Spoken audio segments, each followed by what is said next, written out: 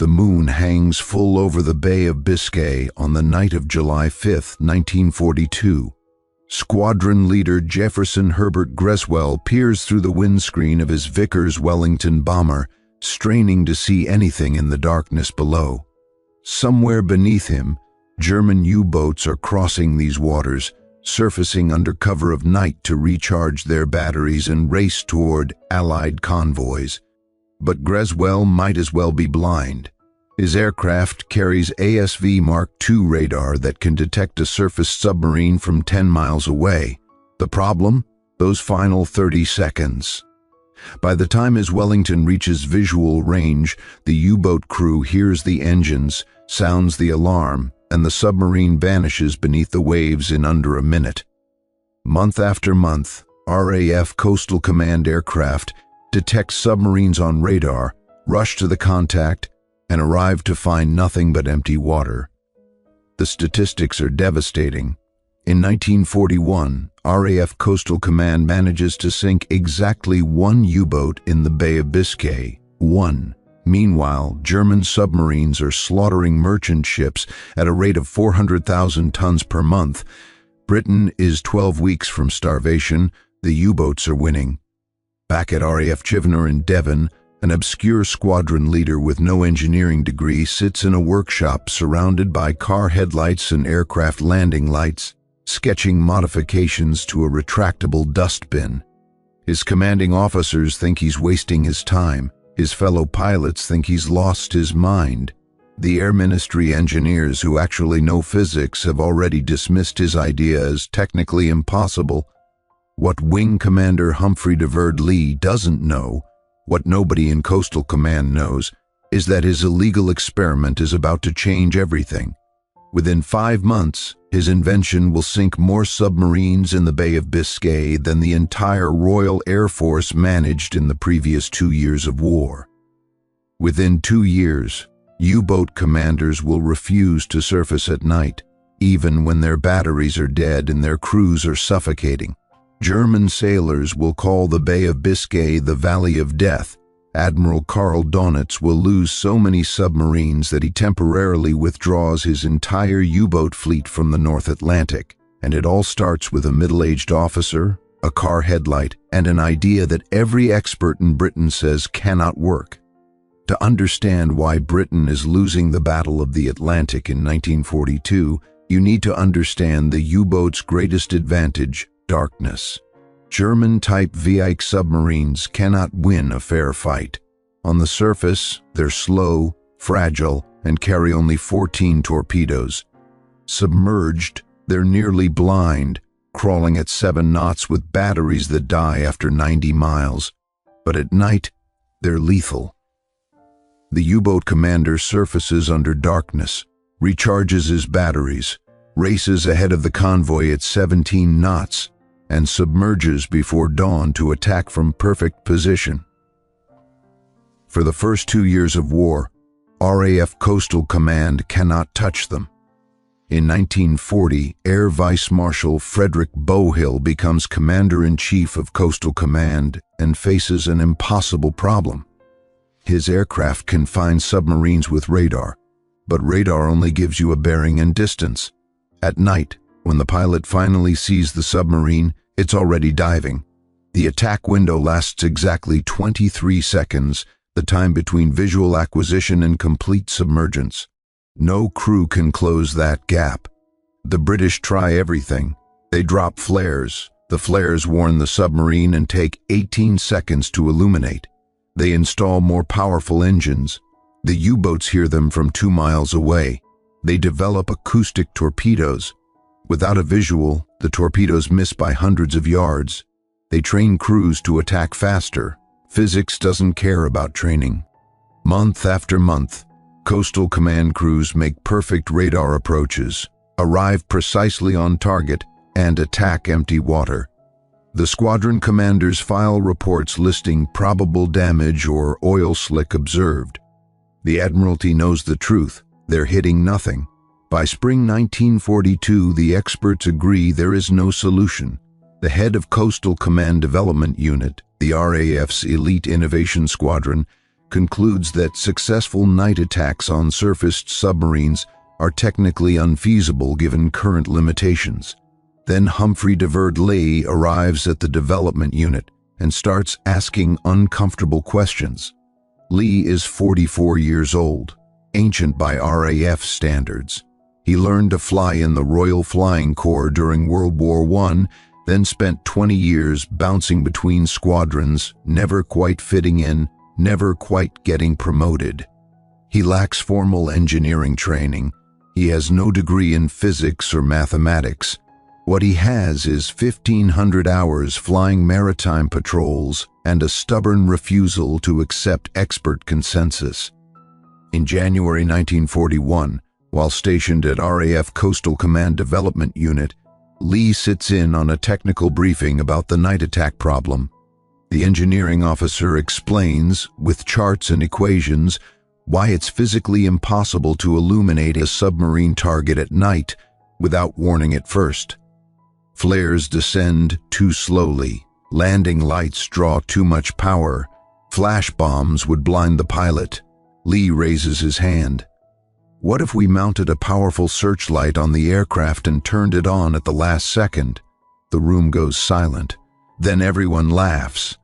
The engineering officer patiently explains that aircraft generators cannot power a searchlight strong enough to illuminate a submarine from attack altitude. Even if they could, the weight would make the aircraft unflyable. Even if it didn't, the battery pack required would take up the entire bomb bay. The idea violates 3 separate laws of electrical engineering. Lee nods politely. Then he goes to his workshop and starts building it anyway. He has no authorization, no budget, no team. Just a growing certainty that the experts are wrong. Over the next 4 months, while officially performing his regular duties, Lee converts car headlamps, salvages aircraft landing lights, and tests increasingly powerful carbon arc searchlights mounted on retractable housings. His fellow officers think he's having a breakdown. His commanding officer threatens him with disciplinary action for wasting military resources. On June 3, 1942, Lee flies his first operational mission with his jury-rigged searchlight installed in a Wellington bomber's bomb bay. That night, he changes naval warfare forever. Squadron leader Humphrey Deverd Lee should not exist. Born in Aldershot in 1897, the son of a vicar, Lee joins the Royal Flying Corps in 1916 and flies reconnaissance missions over the Western Front. When World War I ends, he resigns his commission and disappears into civilian life. Most of his fellow pilots assume he's done with flying. Then September 1939 arrives. Britain declares war on Germany, and 42-year-old Humphrey Lee walks back into an RAF recruitment office and asks for his old job back. The RAF is desperate for experienced pilots, so they overlook his age and lack of combat decorations. They post him to Coastal Command, the maritime patrol force that everyone considers a backwater assignment. While fighter command pilots become celebrities and bomber command crews earn glory over Germany, Coastal Command crews fly endless patrols over empty ocean, searching for submarines they can rarely find and almost never sink. Lee doesn't care about glory. He cares about math. During his first year back in service, he flies more than 300 hours of anti-submarine patrols. He fills notebooks with calculations, radar detection ranges, aircraft approach speeds, submarine dive times, visual acquisition distances. His fellow pilots think he's obsessive. His squadron commander thinks he's wasting time that should be spent drinking in the officers' mess. But Lee sees something nobody else sees. The math works. The timing works. The only missing piece is light. The breakthrough comes on a routine night patrol in December 1941. Lee is flying a Wellington when his radar operator picks up a submarine contact. Lee begins his approach. Slow descent, engines throttled back, perfect course. Then, a half-mile from target, his co-pilot spots a fishing boat with its lights on. For exactly 3 seconds, the lights illuminate the water. In those 3 seconds, Lee sees the submarine's conning tower, black against moonlit water. Then the fishing boat turns, the lights sweep away, and darkness returns. By the time Lee reaches the attack position, the submarine has dived. But Lee has seen enough. The problem isn't power or weight or electrical engineering. The problem is duration. Flares burn for 30 seconds, long enough to warn the submarine. What he needs is 3 seconds of intense light, activated at the last possible moment. Back at base, Lee sketches his first design on a napkin, a powerful carbon arc searchlight, 24 inches in diameter, mounted in a retractable housing beneath the aircraft. The pilot keeps it off during the entire radar approach, maintaining complete silence and darkness. Then, at exactly 20 feet altitude and 50 yards from target, he flips a switch. 22 million candle power of light erupts from beneath the aircraft, turning night into day, freezing the submarine crew in perfect illumination, giving the bombardier precisely 3 seconds to drop depth charges before the U-boat can react. 3 seconds. That's all he needs. The next morning, Lee requests a meeting with his commanding officer and explains his idea. The response is immediate and devastating. That is completely illegal under current electrical specifications. Also physically impossible. Request denied. Humphrey Lee does it anyway. He has no official permission, no budget, and no engineering team.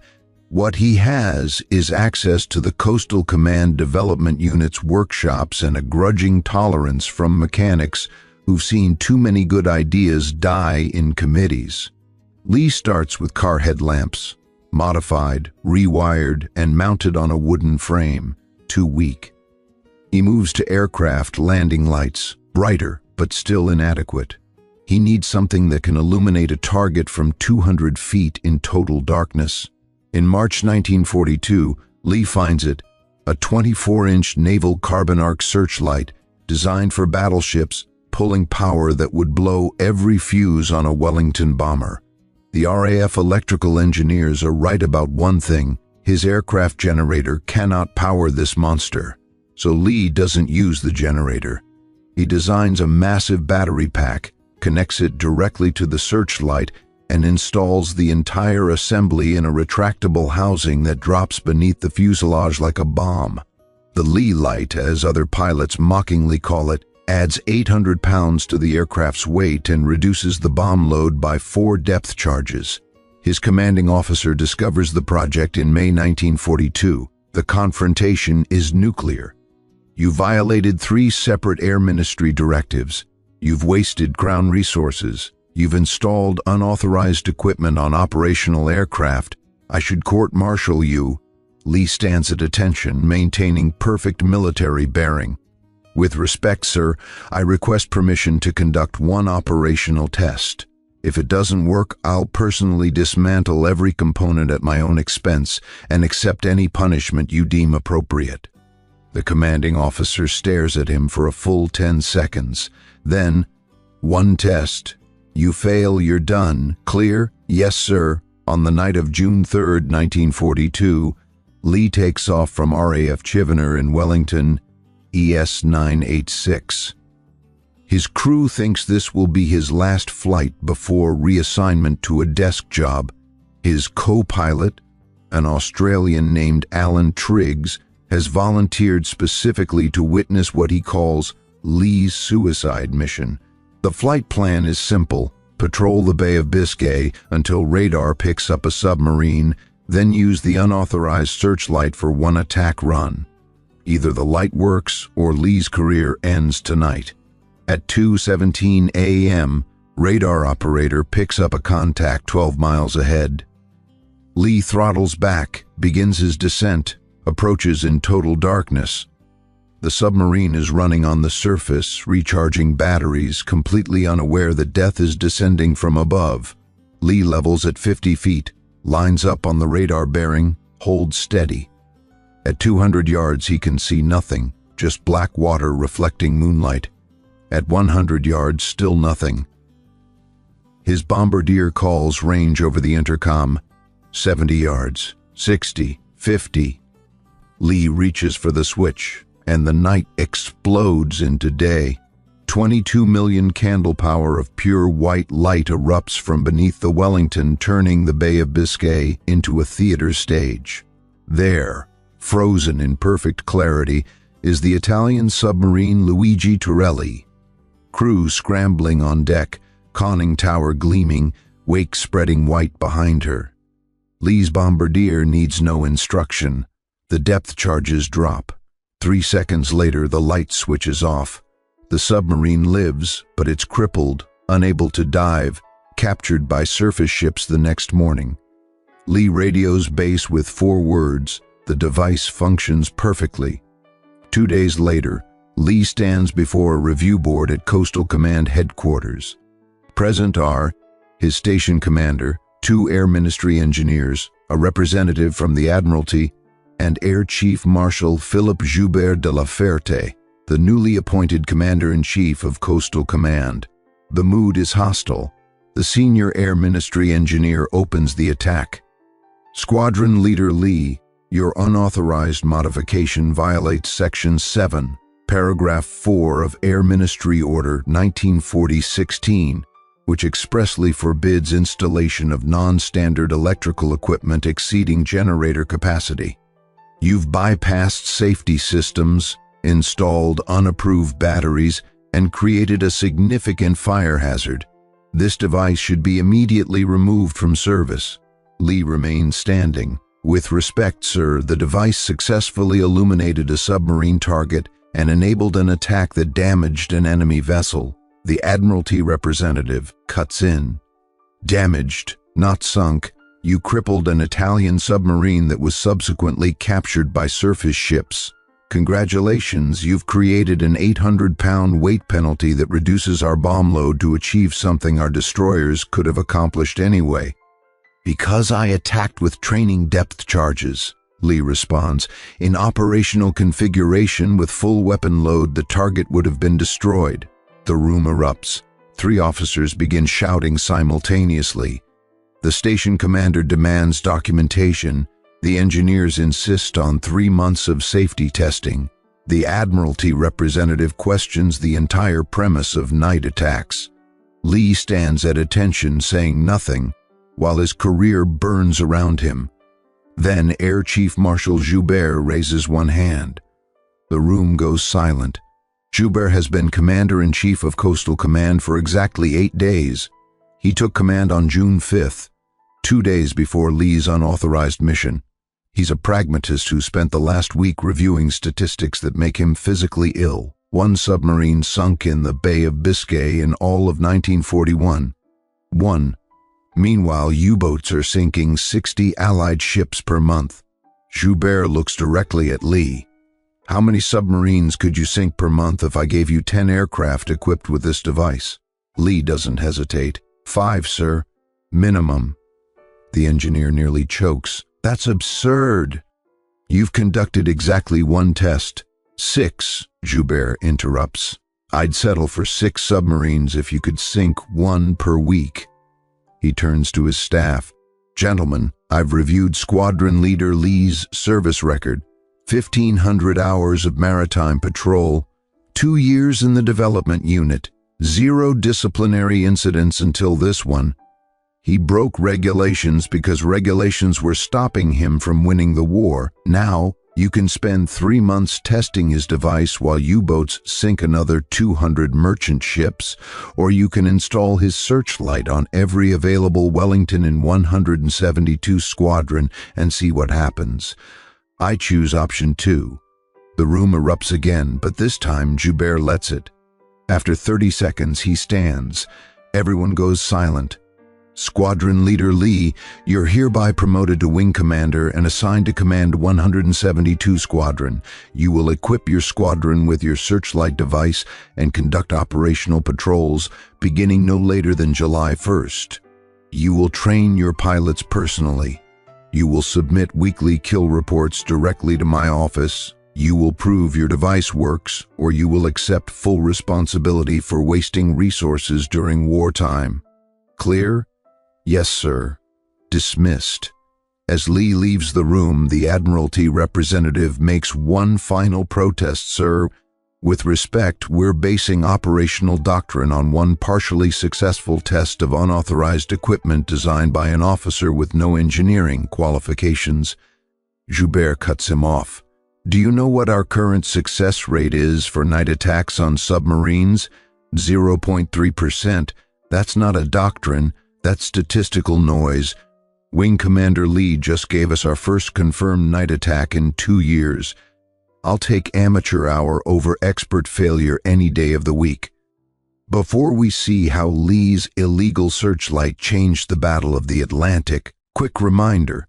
If you're enjoying these stories of military mavericks who defied the experts and won wars, hit subscribe and turn on notifications. We release new Last Words episodes every week, uncovering the untold stories of the officers, engineers, and ordinary soldiers whose unauthorized innovations saved millions of lives.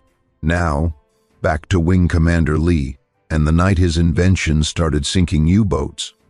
172 Squadron receives its first Lee light-equipped Wellington on June 15, 1942. By July 1st, 12 aircraft carry the modification. None of the pilots believe it will work.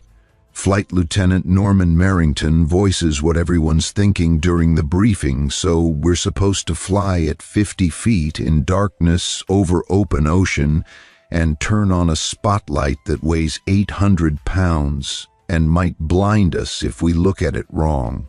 And this is somehow safer than dropping flares. Lee stands at the front of the briefing room, utterly calm. The Lee light activates for 3 seconds. In those 3 seconds, you will have perfect visual on a surfaced submarine at attack distance.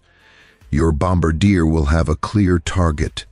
The U-boat crew will be frozen in shock, unable to man deck guns or reach the hatch. You will drop your depth charges and be gone before they recover. That's the theory. Now we test it. The first kill comes faster than anyone expects. On July 5, 1942, exactly 1 month after Lee's first test, Pilot Officer Wiley B. Howell takes off from RAF Chivener on a routine night patrol. Howell is an American volunteer, 22 years old, flying his 8th mission with 172 Squadron. He's never used the Lee light in combat. At 11:34 p.m., his radar operator picks up a contact, U-502, a Type IXC submarine commanded by Kapitan Leutnant Jürgen von Rosenstiel, returning from a successful patrol in the Caribbean. Submarine is running on the surface, making 17 knots, confident that darkness provides safety. Howell begins his approach exactly as Lee taught him. Throttle back, slow descent, maintain absolute radio silence. At 3 miles he can see nothing, just darkness and moonlight reflecting on waves. At 1 mile, still nothing. At 200 yards his navigator calls out, "Target should be dead ahead." Howell sees only water. At 50 yards he flips the switch. The Lee light transforms night into noon. There, frozen in perfect illumination, is U-502. Deck crew scrambling, officers diving for the hatch, wake spreading white. Howell's bombardier doesn't need instructions. 6 depth charges drop in perfect stick, bracketing the submarine's pressure hull. 3 seconds later, the light switches off. Howell banks hard right, climbing, already turning for home. Behind him, U-502 breaks in half and sinks in under 2 minutes. All 52 crew members die. None survive long enough to send a distress signal. The next morning, Howell lands at Chivener and files a report that changes history. Submarine illuminated at 37 hours, attacked with depth charges, target destroyed, request permission for additional patrols. Lee reads the report 3 times, then walks to Joubert's office and places it on his desk without comment. Joubert reads it once, then he picks up his phone and calls the Air Ministry. This is Hubert. I want Lee lights installed on every Wellington in Coastal Command, not next month, now. The kills accelerate. July 7th, Squadron Leader Jefferson Greswell, Lee's own co-pilot from the first test, illuminates and attacks U-159. Damaged beyond repair, the submarine limps to port and never returns to sea. July 13th, U-751, caught recharging on the surface, sunk in one attack. July 16th, U-335, destroyed in the Bay of Biscay. No survivors. By August, RAF Coastal Command is sinking more submarines in the Bay of Biscay than in the previous 12 months combined. U-boat commanders stop surfacing at night. Admiral Donitz issues emergency orders. All boats will recharge batteries during daylight hours only. Night surface operations are suspended until further notice, but daylight operations mean RAF fighters and radar-equipped ships and convoys with air cover. The U-boats are trapped, surface at night and face the Lee light, surface by day and face everything else. The statistics tell the story. In the 5 months before the Lee light becomes operational, RAF Coastal Command sinks 7 submarines in the Bay of Biscay. In the 5 months after, they sink 41. The success rate jumps from 0.3% to 40%, a 100-fold increase from one modification designed by one officer with no engineering degree. On the night of June 7th to 8th, 1944, Flying Officer Kenneth Owen Moore takes the Lee light technology to its ultimate expression. Moore is a 22-year-old Canadian flying a B-24 Liberator from RAF Saint-Eval on D-Day +1. His mission: patrol the approaches to the English Channel and prevent U-boats from attacking the Normandy invasion fleet. At 2:17 a.m., Moore's radar detects a submarine. He approaches in total darkness, activates the Lee light at 50 yards, illuminates U-441, and drops 6 depth charges. The submarine sinks in 90 seconds. Moore turns for home. Then, at 2:39 a.m., exactly 22 minutes later, his radar detects a second submarine. He repeats the approach, activates the light. U-413 explodes in a fireball visible from 20 miles away. Moore lands at Saint-Eval with this entry in his combat log: sighted 2 subs, sank same. For this mission, Moore receives the Distinguished Service Order and the American Silver Star. His gunners and navigator receive Distinguished Flying Crosses. The Liberator receives a fresh coat of paint and a new nickname, Killer Moore. If you're amazed by how one man's unauthorized invention turned the Battle of the Atlantic, you need to watch our episode on Percy Hobart, the general who designed the D-Day tanks that Churchill called impossible and Eisenhower called essential. Link in the description. And if you want to support this channel and help us tell more stories like this, check out our Patreon, link below. Now, the final chapter: what happened to Humphrey Lee after the war. By the end of World War II, Lee lights have been installed on 1,800 aircraft across RAF Coastal Command, Royal Canadian Air Force squadrons, and U.S. Navy patrol bombers. The device directly contributes to the sinking of 212 U-boats, more than 1/4 of all German submarines lost in the Atlantic. Admiral Karl Donitz later writes in his memoirs, "The introduction of the searchlight aircraft made it impossible to operate U-boats effectively at night. This single weapon, more than any other, forced us to abandon our wolf pack tactics and cost us the Battle of the Atlantic." In 1943, a U-boat commander captured after his submarine was illuminated and destroyed by a Lee light tells his interrogators, "We called it das Licht des Tod, the light of death. You would be running on the surface, confident in the darkness, and then God himself would flip a switch and turn you into a target. It lasted 3 seconds. That was enough. The technology saves an estimated 400,000 Allied sailors and merchant seamen. Humphrey Lee receives no public recognition during the war. His invention remains classified until 1946. When the war ends, he continues serving in the RAF, eventually retiring as an Air Commodore in 1962. He refuses every interview request, declines every invitation to speak at military conferences. When the RAF Museum asks permission to display his original workshop prototype, he writes back, "The device worked because good men flew it. Tell their stories, not mine." Lee dies on November 19, 2000 at age 83. His obituary in the Times runs 4 paragraphs, mostly about his administrative service in the 1950s. The Lee Light gets 1 sentence. But in 2008, the RAF finally installs a permanent exhibition about the Lee Light at the RAF Museum in Hendon. The centerpiece is Lee's original workshop prototype, the jury-rigged searchlight built from car parts and salvaged landing lights, held together with wire and hope. Beneath it, a plaque reads, "Designed in violation of regulations, built without authorization, installed against direct orders. Saved 400,000 lives." Wiley B. Howell, the young American who got the first Lee Light kill, later becomes Captain Howell, commanding the aircraft carrier USS Bennington. In 1965, at a reunion of 172 squadron survivors, he meets an aging wing commander Lee and says, "Sir, because of you, I lived long enough to get married. So did 300 other pilots. We owe you everything." Lee smiles and shakes his head. "You owe yourselves everything. I just gave you a better flashlight." The lesson isn't subtle.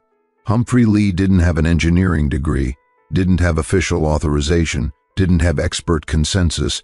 What he had was a problem that needed solving and the courage to ignore everyone who said it couldn't be done. The experts were wrong, the regulations were wrong, the established doctrine was wrong, and a middle-aged squadron leader with a car headlight and a dream was right. Sometimes, the most important words in military history aren't "yes, sir" or "following orders." Sometimes they're "watch this."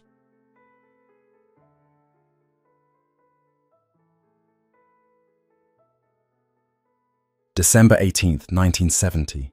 The Norwegian Sea, 200 meters beneath a steel-grey surface that the crew of Project 61 Ancha, NATO designation Papa class, would not see for another 6 hours. The submarine's commanding officer stood in the central command post, studying the depth gauge with the focused attention of a man who had just achieved what Western intelligence analysts would later classify as impossible. The air inside the titanium pressure hull carried the acrid chemical scent of lead bismuth coolant, a smell that had become as familiar as seawater to the 180 men sealed inside this experimental vessel. Temperature gauges throughout the engineering compartment read 43 degrees Celsius. The reactor spaces were hotter. K-222 had just completed her high-speed trials. 44.7 knots submerged. No submarine in the world had ever moved faster underwater. The liquid metal reactor had performed exactly as the designers at Malachite's Central Design Bureau promised it would, delivering power that turned the twin 7-bladed propellers into instruments of hydrodynamic violence. The commanding officer allowed himself a moment of professional satisfaction. His vessel could outrun any torpedo the Americans possessed. She could chase down their attack submarines and dictate engagement ranges. She had just rewritten the tactical doctrine of underwater warfare. Then the sonar operator raised his hand. Not a shout, not an alarm, just a raised hand and a face that had gone the color of old paper. The commanding officer crossed the control room in 4 steps. The sonar display showed return signatures at bearing 090, range 12,000 meters. Multiple contacts. American Los Angeles-class attack submarines, judging from the acoustic profile. They were traveling at flank speed, directly toward K-222's position. Impossible. K-222 had been running silent for the past 40 minutes, making barely 8 knots, well below the threshold, where her revolutionary propulsion system generated detectable cavitation noise. She had crossed 3 separate thermal layers, specifically selected to deflect active sonar pulses. The Norwegian Sea in December offered acoustic conditions that should have rendered her invisible to passive detection systems. The commanding officer checked the chronometer. The Americans were closing at their maximum speed, not searching, hunting. The weapons officer reported all torpedo tubes ready. The commanding officer ordered a course change to bearing 180, speed increasing to 20 knots. K-222's hull groaned as the reactor spooled up, pumping superheated liquid metal through heat exchangers that fed steam to turbines generating 50,000 shaft horsepower. The submarine accelerated with a velocity that pressed men against bulkheads. 30 knots, 35. The tactical advantage that made K-222 legendary. The sonar operator's second raised hand came 6 minutes later. The American submarines had matched the course change, bearing 185 still closing, range now 8,000 meters. The commanding officer felt something cold settle in his chest. They were not reacting to K-222's maneuvers. They had anticipated them. He ordered another course change, this time to bearing 270, speed maintained at 35 knots. The submarine carved through the water column with the brutal efficiency of her titanium hull and experimental propellers. 3 minutes passed. The American contacts adjusted their heading to bearing 275. As if they had known. As if they were reading his orders before he gave them. The realization arrived with the clinical clarity of a medical diagnosis. The Americans were not searching for K-222. They had already found her. They were demonstrating that they could track the fastest submarine ever built through any evasive maneuver her commanding officer could conceive.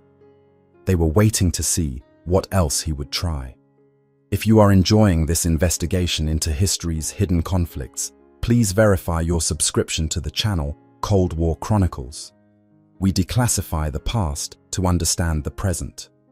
The commanding officer ordered K-222 to diving depth 300 meters and reduce speed to 6 knots. The American submarines maintained their formation, now at range 5,000 meters, perfectly positioned to intercept any attempt to reach international waters. For 23 minutes, K-222 drifted in the thermal layer, while her commanding officer confronted the tactical reality. His vessel, the pride of Soviet naval engineering, the submarine that could outrun torpedoes, had been tracked with casual precision by an enemy who should not have been able to detect her at all. The humiliation of the forced retreat would appear in his official report as training exercise concluded successfully. The truth would travel through different channels, in folders stamped with red classification markings that would cross desks in Moscow by the end of the week. Captain First Rank Anatoly Mikhailovich Pustintsev, commander of Project 671RT attack submarine, moving through the Barents Sea on January 9, 1971, experienced his own version of the nightmare when American P-3 Orion maritime patrol aircraft appeared directly above his position, despite textbook adherence to silent running protocols. The Orion dropped a pattern of sonobuoys that formed a perfect acoustic fence around his submarine's projected course. Not searching. Waiting. Commander of a Project 670 Scat cruise missile submarine operating near the GE-UK Gap on February 3, 1971, reported American destroyers vectoring toward his position within minutes of departing Severomorsk Naval Base. The destroyers maintained contact for 11 hours through 3 separate evasion attempts, including a high-speed sprint beneath a Norwegian merchant convoy. Captain Second Rank commanding Project 675 guided missile submarine, March 1971, Greenland Sea. American attack submarine maintaining trail position at distance of 2,000 meters for 6 hours. When the Soviet captain attempted emergency deep dive to 400 meters, the American vessel matched the maneuver within 90 seconds, as if anticipating it. The pattern recognition occurred simultaneously in multiple offices within the Soviet Naval Staff headquarters on Znamenka Street in Moscow. Admiral Sergei Gorshkov, Commander-in-Chief of the Soviet Navy, received the Consolidated Intelligence Summary on March 18, 1971. The conference room on the building's third floor smelled of cigarette smoke and the peculiar institutional odor of anxiety. 16 separate incidents documented in the first quarter of 1971 alone. 16 Soviet submarines detected, tracked, and in several cases actively harassed by NATO forces that should not have been able to locate them. The intelligence officers presented theories with the careful language of men who understood that wrong answers carried professional consequences. American satellite reconnaissance achieving thermal imaging capability beyond current Soviet estimates. Improved sonar processing, allowing passive detection at previously impossible ranges. Potential acoustic signatures from new reactor cooling systems. Each theory examined and documented with mathematical precision. Each theory failing to explain how American forces repeatedly appeared at exact intercept points before Soviet submarines arrived. Captain second rank in the Naval Intelligence Directorate proposed that NATO had developed long-range wake detection technology. The mathematics supported the possibility. Submarines moving through water created pressure disturbances that propagated to the surface. Theoretical models suggested these disturbances might remain detectable for hours under specific oceanographic conditions.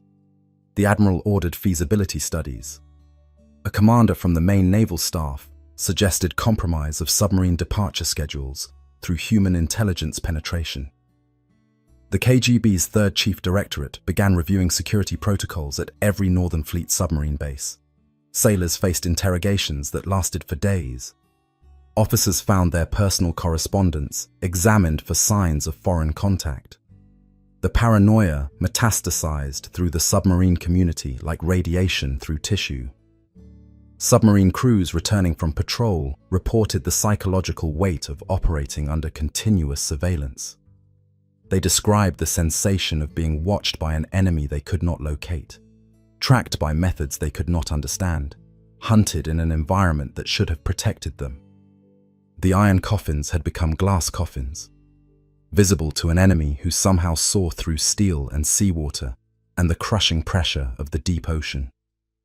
In a secure facility outside Moscow, engineers reviewed the technical specifications of K222's liquid metal reactor and her unprecedented speed capabilities. If the fastest submarine ever built could be tracked and cornered, what protection remained for the conventional boats? How were the Americans finding them? The answer arrived not through brilliant deduction, but through catastrophic mechanical failure aboard the submarine that had started the investigation. May 22, 1971. K222 remained docked at Severomorsk Naval Base, her titanium hull reflecting the pale Arctic sunlight, while engineering crews worked inside compartments that had become progressively more dangerous with each operational patrol. The liquid metal coolant system, lead-bismuth eutectic alloy, maintained at temperatures exceeding 300 degrees Celsius, had developed leaks that no amount of welding could permanently seal. The chief engineer submitted his report with hands that trembled from more than cold. 8 separate breaches in the primary coolant loop. Toxic metal vapor escaping into the engineering compartment at concentrations that exceeded safety thresholds by factors of 12. Crew members exhibiting symptoms consistent with heavy metal poisoning. Tremors, cognitive impairment, lesions on exposed skin where lead-bismuth particles had made contact. The radiation exposure levels remained classified, but the engineering crew's medical records documented white blood cell counts that suggested the reactor shielding had proven inadequate during high-speed operations. The speed record that had made K222 legendary had been achieved by men breathing vaporized lead. The tactical advantage had cost them their bone marrow. Admiral Gorshkov ordered a comprehensive technical review of all experimental reactor systems currently in service or under development. The review would eventually encompass 47 separate engineering studies, But in May 1971, the focus remained fixed on understanding why the Americans could track Soviet submarines with such precision. The liquid metal coolant leaks aboard K-222 represented a failure of engineering, not a failure of stealth. The submarine detection problem remained unsolved. The Naval Intelligence Directorate compiled data from signals intelligence intercepts, submarine patrol reports, and debriefings of every commanding officer who had experienced unexplained detection events. The analysis revealed geographical patterns. American forces demonstrated highest tracking accuracy in specific ocean areas. The Norwegian Sea approaches to the GIUK Gap, the Barents Sea north of Murmansk, the transit routes between Severomorsk and the Atlantic patrol areas. These were precisely the corridors Soviet submarines had to traverse to reach their operational zones. A captain in the intelligence section proposed a theory that initially seemed too simple to be correct. What if the Americans were not detecting submarines through advanced sensor technology? What if they were simply waiting in predetermined locations along known transit routes? The theory presumed extensive knowledge of Soviet naval operations, patrol schedules, and departure patterns. It presumed a level of intelligence penetration that contradicted every assumption about operational security. The KGB investigations intensified. Security officers examined communication protocols at submarine bases throughout the Northern Fleet. They reviewed personnel assignments, cross-referenced family connections, analyzed patterns of shore leave and personal contacts. They found nothing that explained the American tracking capability. The witch hunt consumed hundreds of investigative hours and destroyed several careers through guilt by association, but it produced no evidence of systemic intelligence compromise.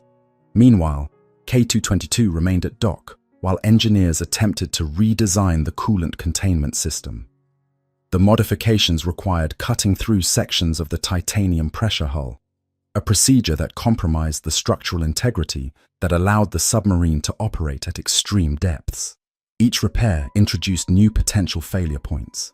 The design that had achieved unprecedented underwater speed was proving impossible to maintain under operational conditions. The commanding officer of K-222 faced a decision that would define the remainder of his naval career. Soviet naval leadership demanded the submarine return to operational status. The speed trials had demonstrated tactical capabilities that the Americans could not match. The detection problem affected all Soviet submarines, not just K-222.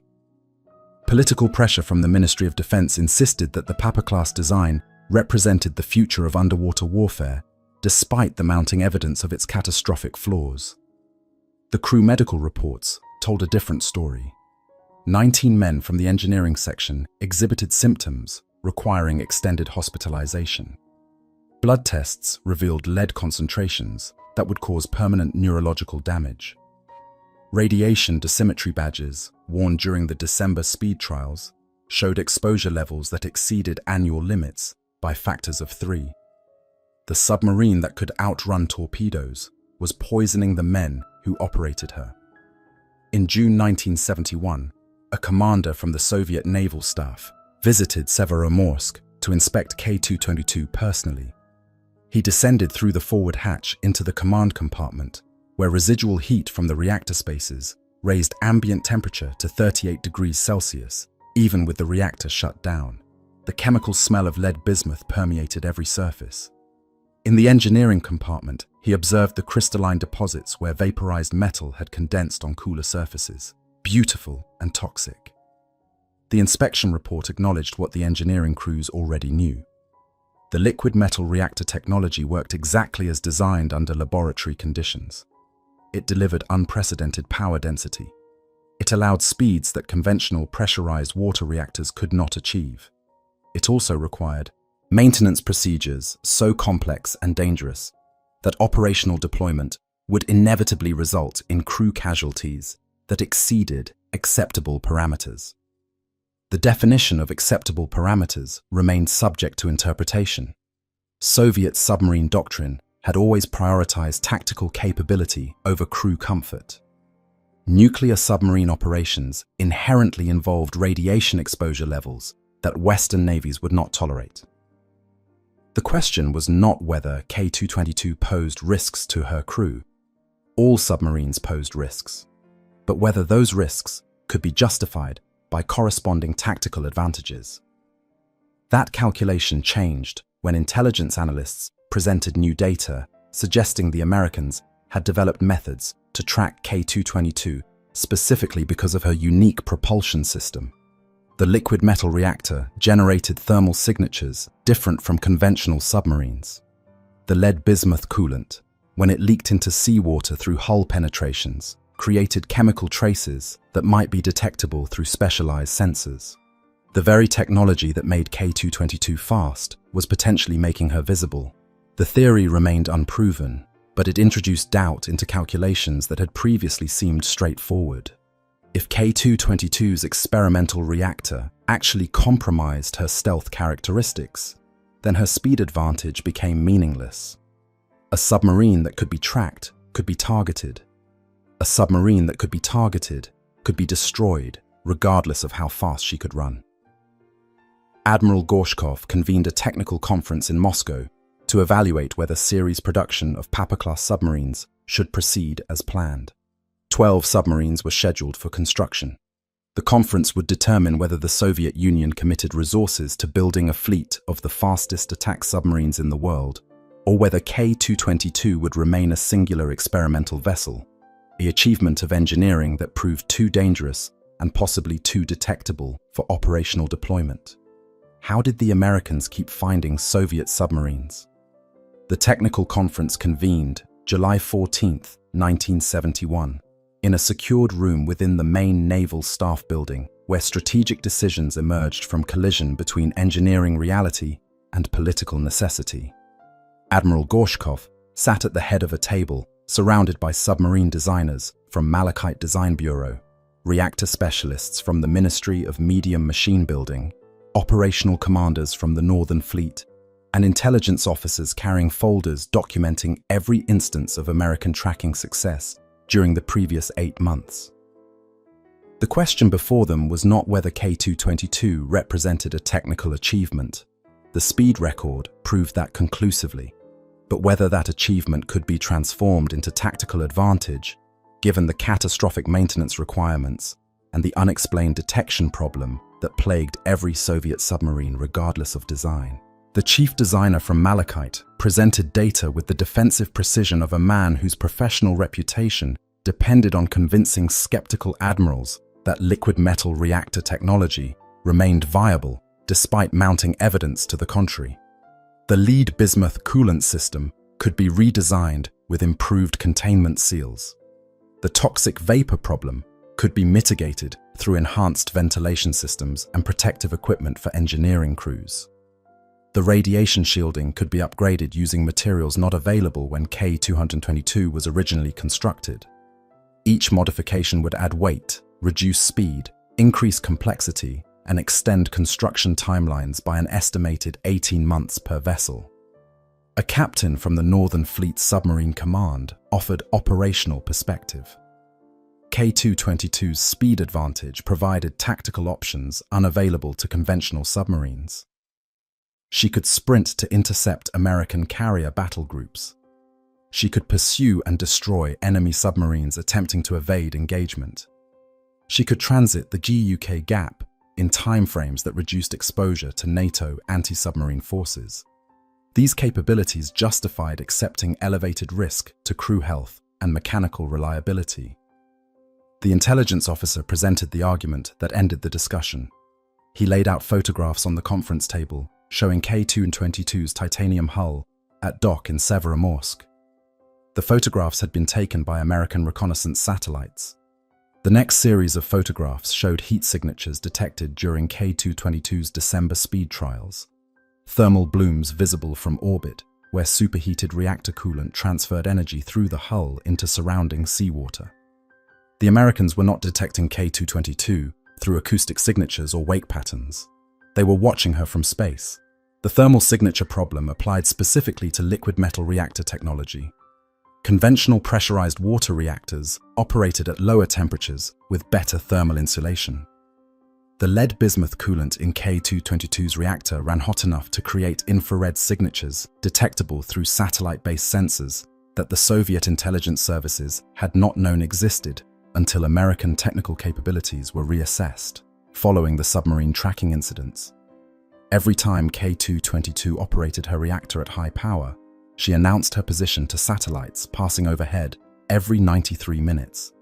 This explained the pattern of American intercepts. NATO forces were not tracking Soviet submarines continuously. They were receiving periodic position updates from satellite reconnaissance, then deploying maritime patrol aircraft and attack submarines to areas where Soviet vessels had been detected. The speed at which K222 could run became irrelevant when the Americans knew her location before she began evasive maneuvers. The implications extended beyond K222. All Soviet submarines generated thermal signatures. The question was whether those signatures exceeded detection thresholds for American satellite sensors. Analysis suggested that conventional submarines operating at normal reactor power levels produced thermal outputs that blended with ocean background temperatures when viewed from orbit. K222's liquid metal reactor, running at 300 degrees Celsius to achieve maximum power output, created thermal anomalies that stood out like signal flares against the cold Norwegian Sea. Admiral Gorshkov terminated the series production program on July 20, 1971. The decision appeared in classified naval construction orders as postponement pending resolution of technical issues, but the engineering community understood the reality. K222 would remain the only Papa-class submarine ever built. The fastest submarine in the world had become a tactical liability because her speed required reactor temperatures that made her visible to an enemy watching from above. K222 remained in service, but her operational profile changed fundamentally. No more high-speed trials. No more attempts to demonstrate her ability to outrun American torpedoes. She operated at reduced power settings that kept reactor temperatures below satellite detection thresholds. She became an experimental platform for testing equipment rather than a frontline attack submarine. Her crew continued to suffer from lead bismuth exposure despite improved ventilation systems. The liquid metal coolant continued to leak despite repeated repairs. The commanding officer who had achieved the speed record received promotion and transfer to a shore command position. He had not failed in his mission. He had commanded K222 during trials that proved Soviet engineering could achieve performance levels the Americans could not match. That the achievement came with costs in crew health and tactical vulnerability did not diminish the technical accomplishment. In Soviet naval culture, the willingness to accept extreme risks in pursuit of tactical advantage was not a flaw, but a feature. The submarine detection problem that had initiated the investigation remained partially solved. American satellite reconnaissance explained many of the tracking incidents, but not all of them. Some Soviet submarines with conventional reactors had been tracked with precision that suggested detection methods beyond thermal imaging. The Naval Intelligence Directorate continued analyzing patrol reports, searching for patterns that might reveal other American sensor capabilities. K222 was finally decommissioned in 1988. Her liquid metal reactor shut down permanently after 17 years of progressively more limited operations. The reactor compartment required special handling during decommissioning because the lead bismuth coolant had solidified into radioactive metal that could not be safely removed. The submarine that outran torpedoes ended her service as a toxic monument to the Cold War principle that tactical advantage justified any cost, including the health of the men who operated the weapon systems. The crew members who served aboard K222 during her speed trials received medical monitoring for conditions associated with heavy metal poisoning and radiation exposure. Some developed cancers that appeared in medical records with the bureaucratic notation service-related illness. The documentation acknowledged cause without assigning responsibility. They had been part of an experiment that achieved its technical objectives while demonstrating that some achievements carry prices too high for sustained deployment. The speed record still stands. 44.7 knots submerged. No submarine has ever moved faster underwater. The record represents both the pinnacle of Soviet submarine engineering and the proof that Cold War competition drove both superpowers toward technologies so dangerous that the men operating them became test subjects in experiments measuring the acceptable boundaries of human exposure to industrial toxins and ionizing radiation in pursuit of tactical superiority that satellite reconnaissance rendered obsolete before the submarines left port.